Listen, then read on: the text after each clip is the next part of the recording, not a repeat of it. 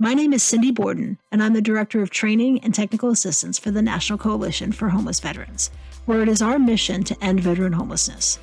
Join us here each week as we use an equity lens to explore how specific demographic characteristics impact an individual's ability to access safe and affordable housing. We want to take this time to acknowledge and thank the Home Depot Foundation for sponsoring this podcast and for continuing to fund veterans housing throughout the country.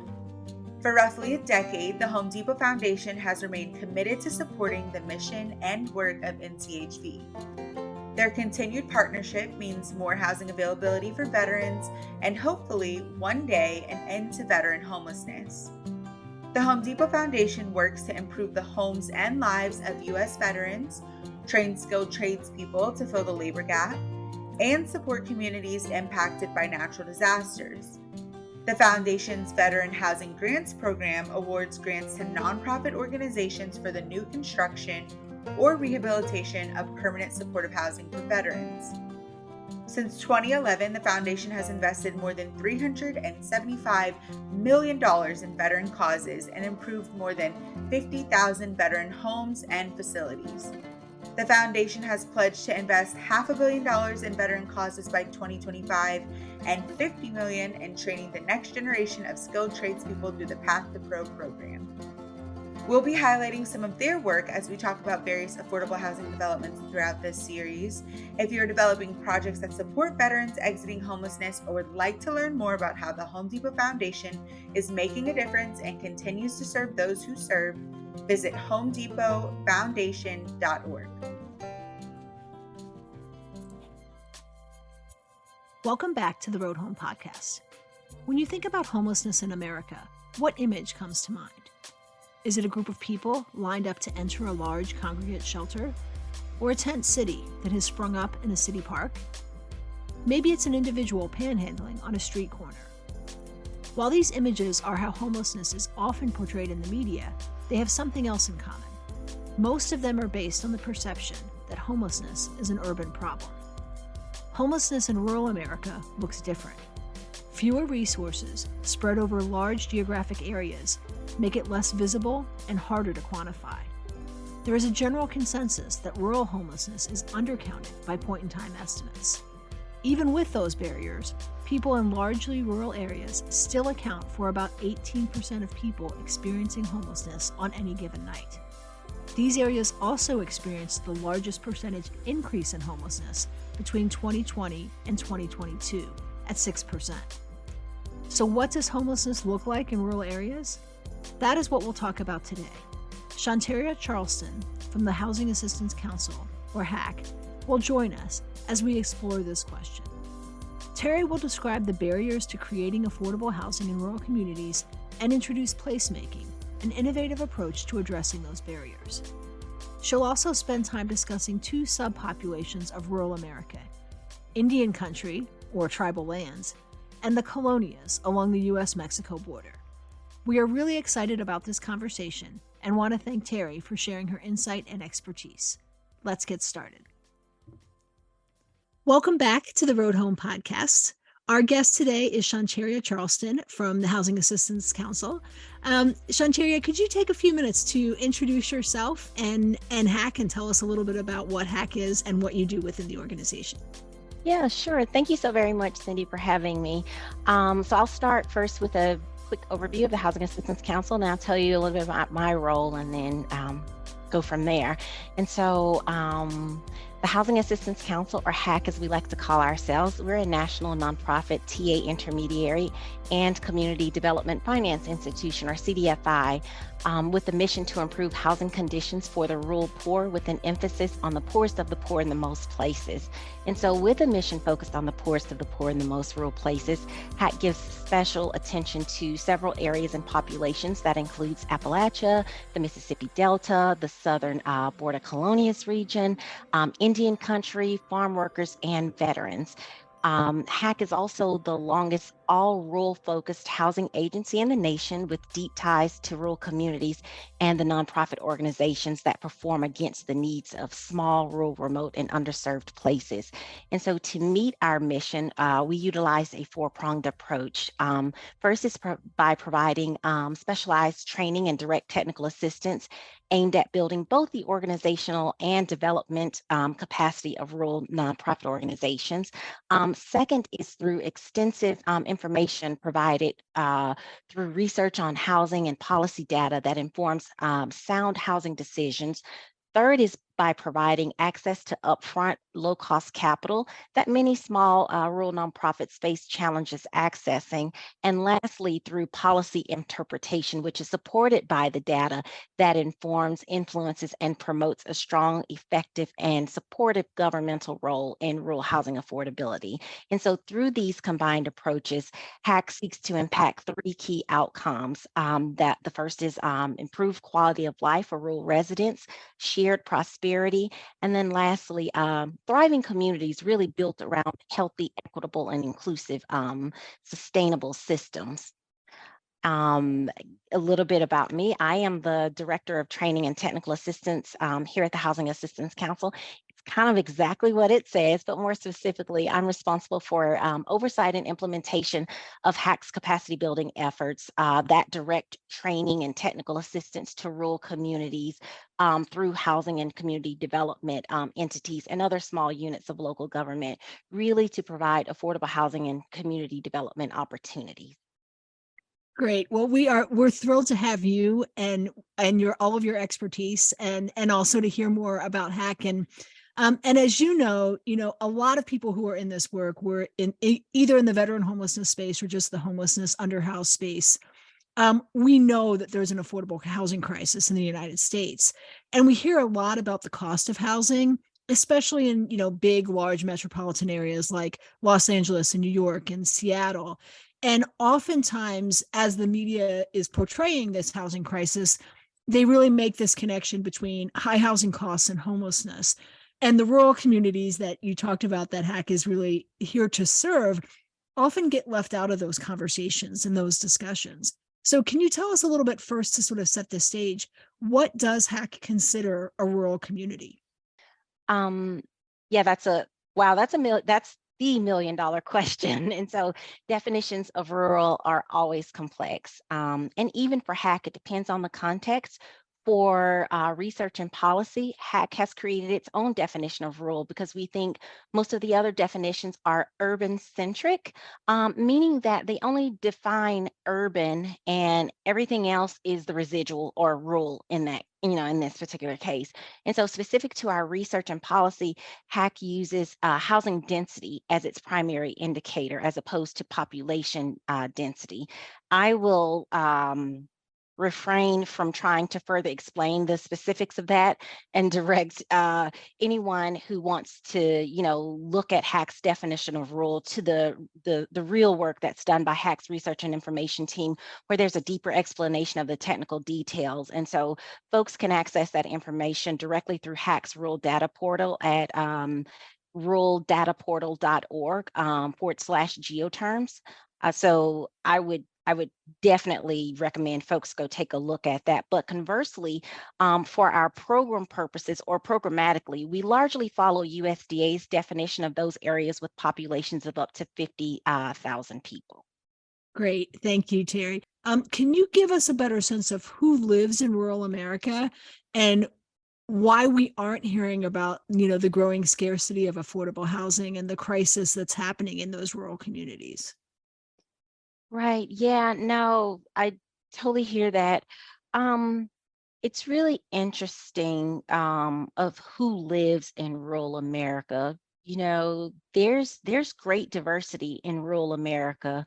Most folk don't think, that rural regions are diverse, but they really are. Um, we aren't really hearing about the growing scarcity of affordable housing or, like the housing crisis in rural communities simply because, just out of sight, out of mind.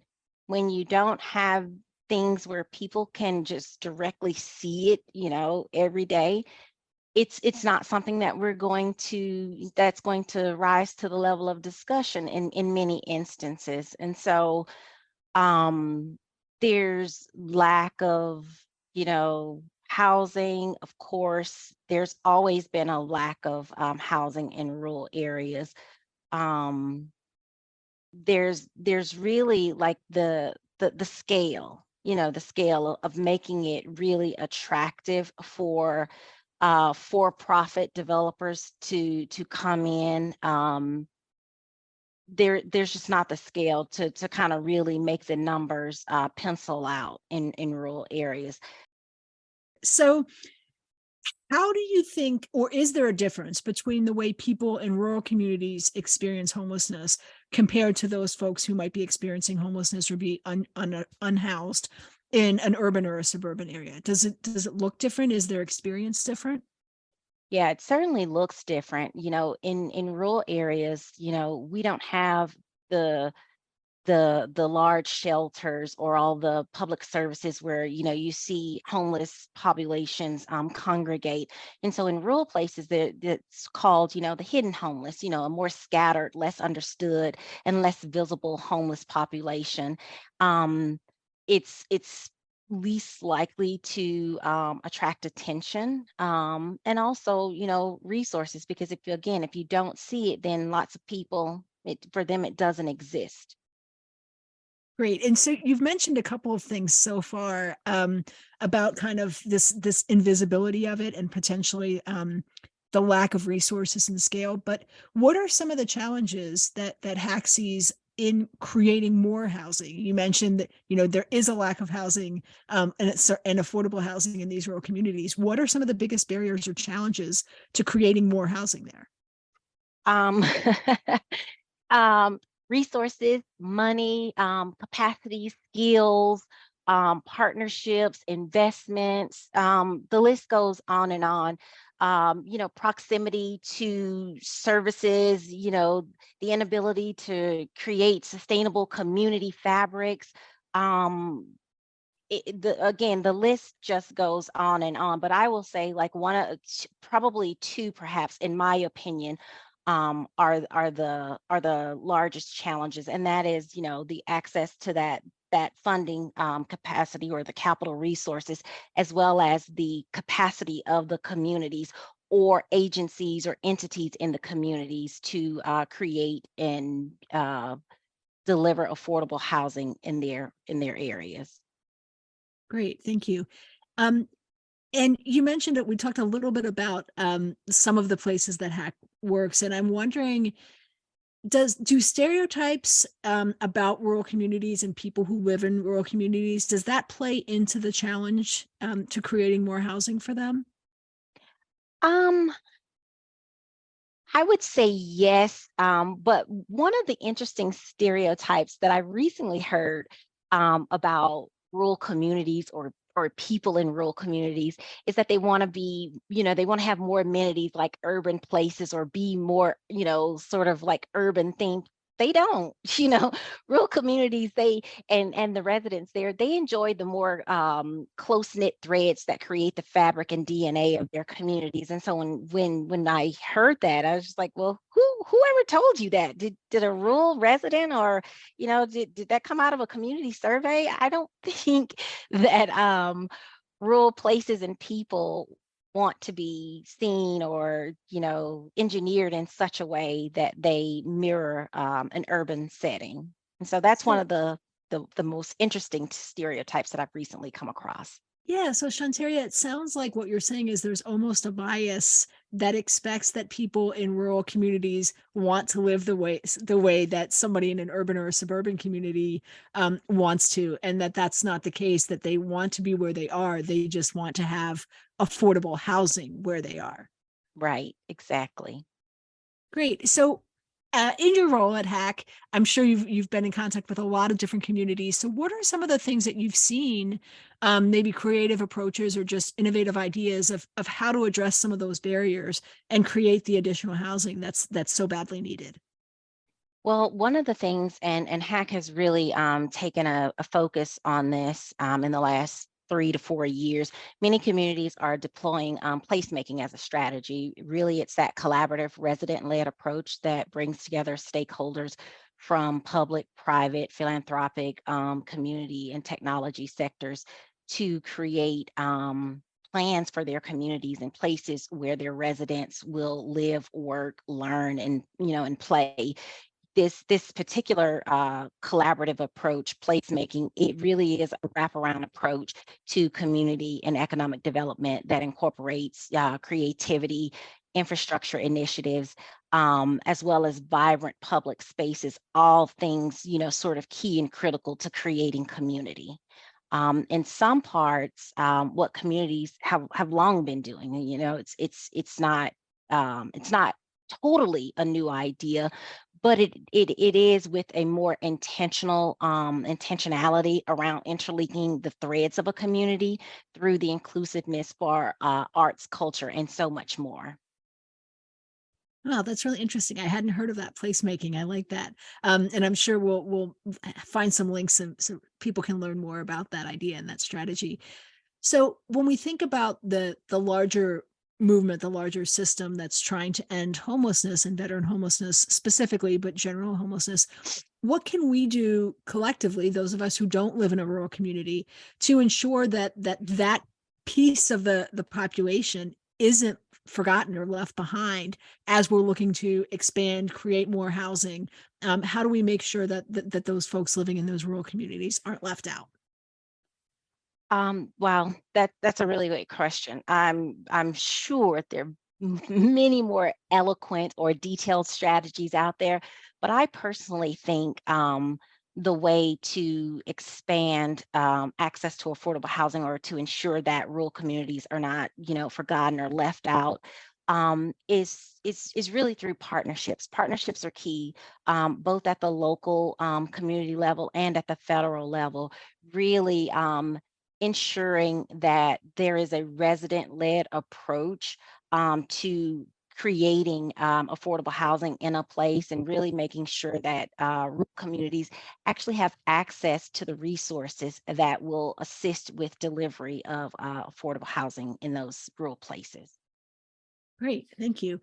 So you mentioned this a little bit earlier, but any discussion that we have that's talking about access to housing in rural communities really needs to talk about Native populations. And we know that there are Native Americans who are experiencing housing crises in urban areas. The tribal lands are most often in rural communities. So, what do we know about the needs of Native people in rural areas when it comes to housing? Um, I would simply say, the need is great. We know that there's extreme overcrowdingness. We know that there's a huge lack of resources. If we also know that there is what is it called? Not cultural competence, but cultural sensitivity that's needed when looking at the challenges there in Indian country or on tribal lands. And so, I don't have the magic thread or bullet to answer or solve the dilemma.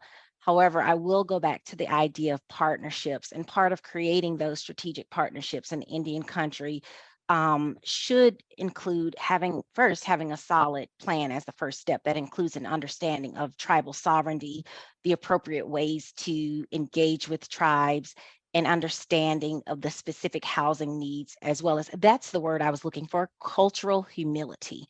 It just popped there.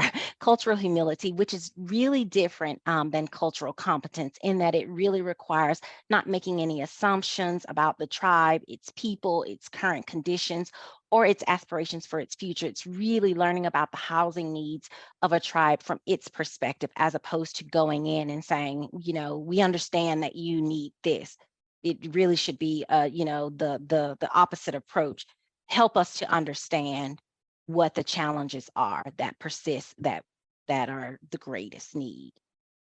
So it sounds like what you're saying is letting the Native populations, the tribal governments, lead the way, but being there to support them as they are trying to make solutions that work for their particular tribe in their particular location. Exactly.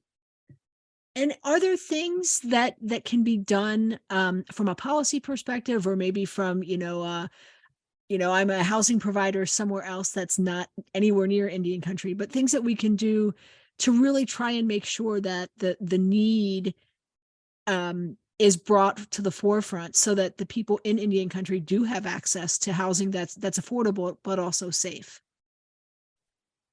Um, I would simply say, again, through partnerships, advocacy happens, through partnerships, access to resources, is found. I just really think that partnerships, along with increased capacity for these areas, and the folks that are actually on the ground working to create the affordable housing options is really key. So partnerships and capacity building, there's such a huge need for capacity, and understanding for the affordable housing development process and how the different pieces sort of fit together, and how to actually access the different sources of funding, that's available to support housing initiatives. And so, my two key my two key takeaways, if anything, would be partnerships and increased capacity building. And that both second to additional resources. Right. I think we can all agree that additional resources would be great, right? Um, Yes. so I want to shift gears for just a second and talk about something that you mentioned in your overview, your introduction to Hack's work, and that's about the colonias. And a little bit learning a little bit more about what Hack's work is like in that area. And so for the people who are listening who don't know what that is, can you tell us, what are colonias? What are we talking about? Yes, absolutely.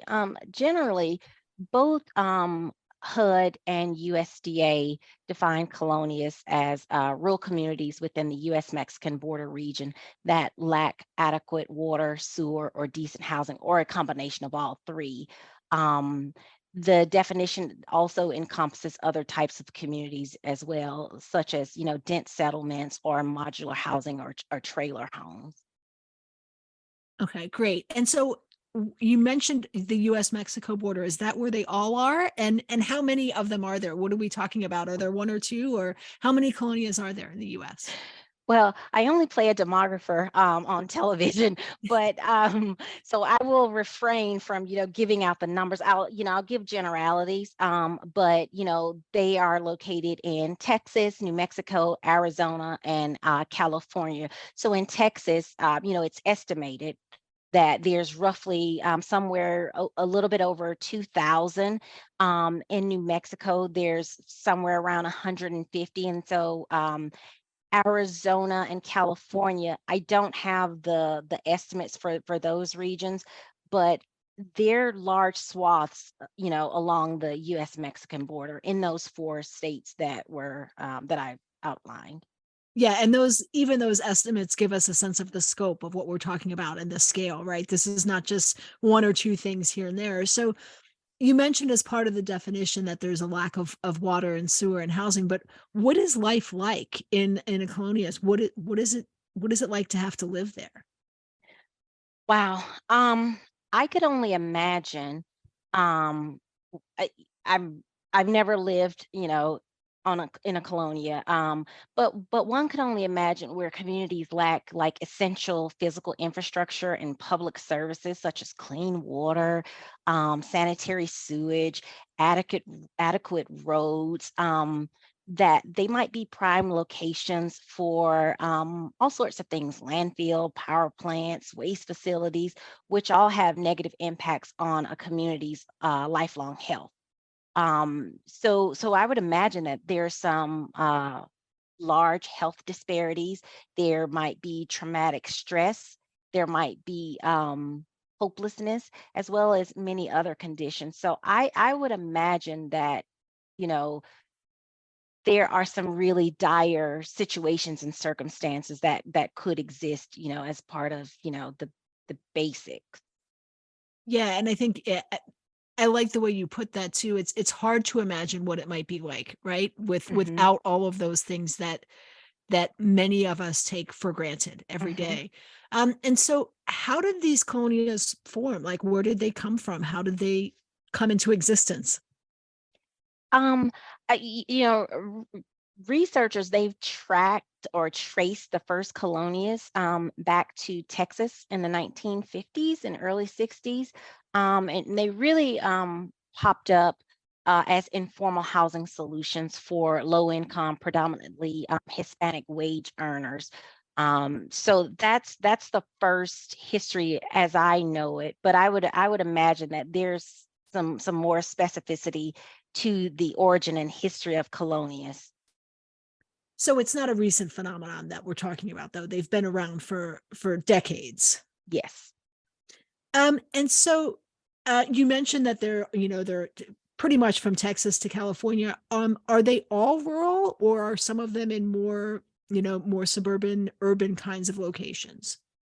Um, Again, I'm not a demographer, and so that's sort of not my specialty or not my expertise, I will say. But I would imagine that they might all be somewhat slightly different and to at the same time somewhat slightly the same. There's that saying, if you've been to one rural place, you've been to that one rural place. I would imagine that holds true for, places like the colonias as well. And so I'm not really sure that I'd have to get back on, but I imagine that they're all different in some small aspects. All communities are different. Yeah, and I think that's an important thing to think about, that while, as you mentioned, all rural communities are rural, but that doesn't mean that they are all the same. It's not Exactly.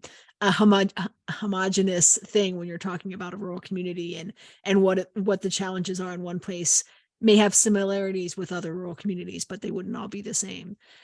So it sounds like, just in hearing this conversation around the colonials and some of the barriers that are there, that some of the conditions and some of the things there are partially connected to maybe geography and poverty.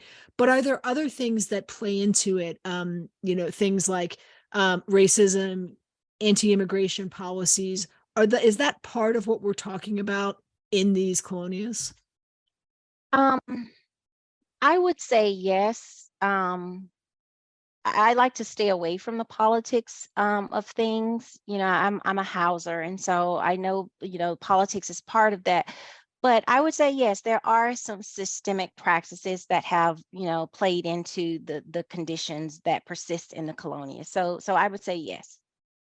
And I know, Shonterria, that HAC has been kind of working to refine how the Federal Housing Finance Agency defines colonias. And can you tell us a little bit about that work, and why is it important to have a specific definition for a colonia?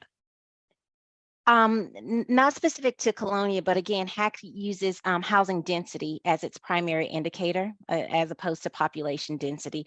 We also incorporate other adjustment factors. The U.S. Census Bureau has now adopted this housing density approach in its newest definition of urban rural, which we've been doing, HAC has been doing for more than 10 years. And so that said, the HAC definition also now serves as a basis for FHFA's duty to serve rural definition of rural.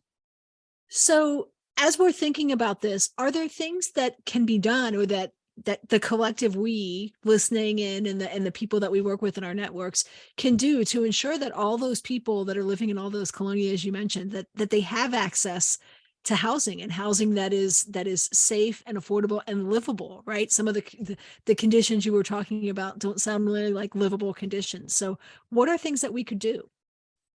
Right.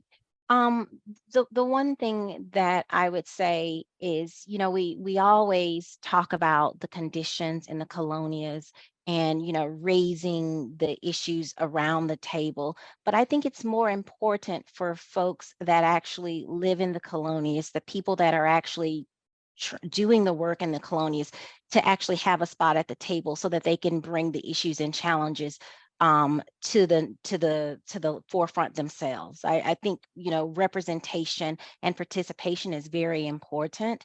But again, it goes back to making sure that we have strategic partnerships and also ensuring that uh, those areas like the colonias have access to resources as well as the necessary capacity building, the skills, the capacities needed to enact, housing options there, in their local communities. And so I would really say, making sure that representation from the colonias is present in these conversations at all levels, as well as providing the additional critical resources needed and access to capacity building resources.